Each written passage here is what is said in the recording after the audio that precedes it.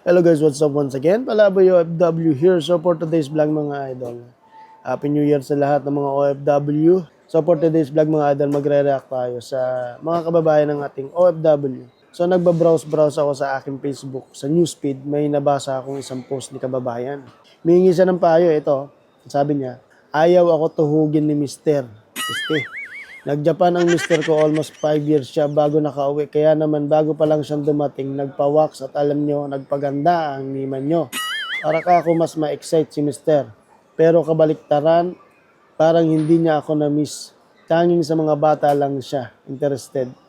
Kahit hawakan ko yung junjun niya, parang di rin siya interesado sa akin. Di na ba niya ako mahal, kaya di na siya excited sa akin. Yun yung hinihinging advice ng ating kababayan. Nakita ko lang to sa Facebook randomly. So, basahin natin yung mga naging reaction ng ating mga kababayan bago tayo magbigay ng konting advice or opinion.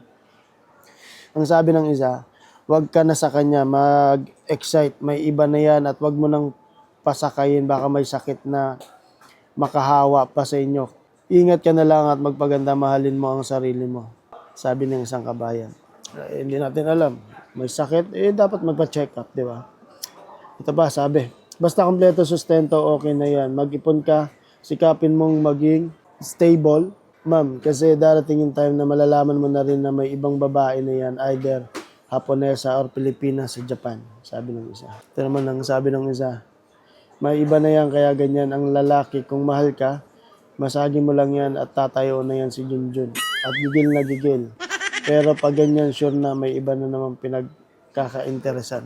So, yun lang yung mga sinasabi ng ating mga kababayan. Pero sa palagay ko, Lodi, pagod pa lang siguro yan.